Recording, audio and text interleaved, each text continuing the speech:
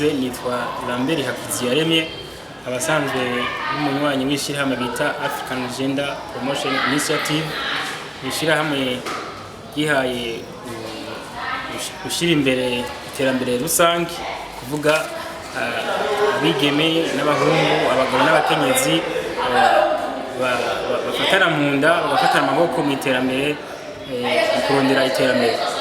Nkaba muri iryo shirahamwe njejwe amaprogramme ndetse n'amaproje.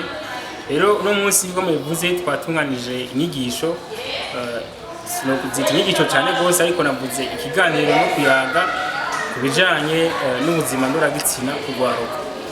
Hamati ihangiro canke sintumbero yatumye mutunganya kino kiyago. Mubisanzwe murazi yuko umuco w'ikirundi kubona kera abana urwaruka na cyane cyane mu muryango bari bafise uwo bita inasenge, kugira ngo abahe inyigisho cyangwa se abahe amakuru atandukanye kubijanye n'ubuzima ndoragitsina, na cyane cyane bivanye n'imyaka abana bariko baregerana. Mugabo uko iminsi yagiye iragenda niko iryo banga rya inasenge bivanye n'ubuzima ko bwagoranye cyangwa se imiryango itacegeranye cyane gose, izo nyigisho zarahavuye zirabura. Zimaze kubura hacazamo n'ibindi bizanana n'iterambere. Abana babigeme, abana b'abahungu batangira kubura za nyigisho, ndetse kubura izo nyigisho n'amakuru atandukanye kubijanye n'ubuzima ndoragitsina, batangura guhura n'intambamyi zitandukanye. Muri izo hariho inda z'indaro ku bana babigeme. Hari abo bishikira bari ku mashuri bagaheba amashuri, hari nabo bashikira bari mu kibano. Mugabo bose ico bahurirako nuko umaze gutwara inda y'imbanyi cyangwa se inda zitipfujwe utaragera mu bigero cyangwa se utari warabiteguye, hariho ingaruka mbi nyinshi zitandukanye. Uraheba ishuri, urashobora gucibwa mu muryango, hariho n'abagira ibibazo bifatiye ku magara gatose karagasubira inyuma, kazoza kiwe kabakaburijwemo. Ivyo turabibona yuko dufatiye ku biharuro twashikirije, hariho inda zitifujwe nyinshi mu mashuri ziracari ku rugero rwo hejuru. Bisigura yuko harakenewe gukorwa ikintu mu bijanye no gushikiriza amakuru afatiye ku buzima ndoragitsina urwaruka, kugira ngo umuntu abahe amakuru meza, ababwire nk'uko mwabibonye aho bashobora kuja kugira ngo baronke amakuru atabatuma bafata ingingo zitari nziza.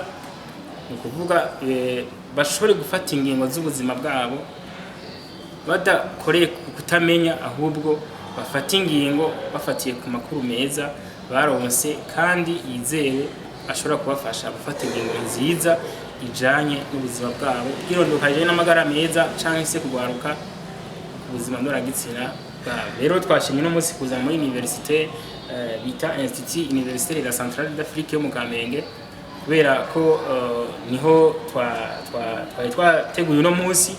Mugabo tuzobana no mu yandi ma université kugira ngo aba jeune universitaire bashobore kuronka kubasensibiliser, bamaze kubasensibiliser bagira ico bakoze mu kibani wabo, ndetse nkuko twabibonye no mu ma groupe de pair, kuvuga abantu bagendana mu migwi y'urwaruka, ko ariho kenshi bakura amakuru.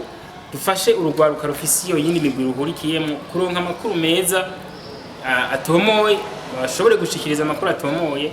Kuko mwabibonye hariho amakuru menshi twasanze urwaruka rutazi. Hari ikibazo nababajije mwabonye kivuga ngo mbega umwana w'imwigeme arashobora gutwara imbanyi atarabona imihango yiwe ya mbere, ataja mu butinyanka ubwa mbere. Mwabaye ko ngaha ni muri university benshi bishuye yuko ivyo bintu bidakunda, ariko turazi ko umwana w'imwigeme arashobora gutwara inda atarabona ubutinyanka bwe bwa mbere, nkuko twabisiguye.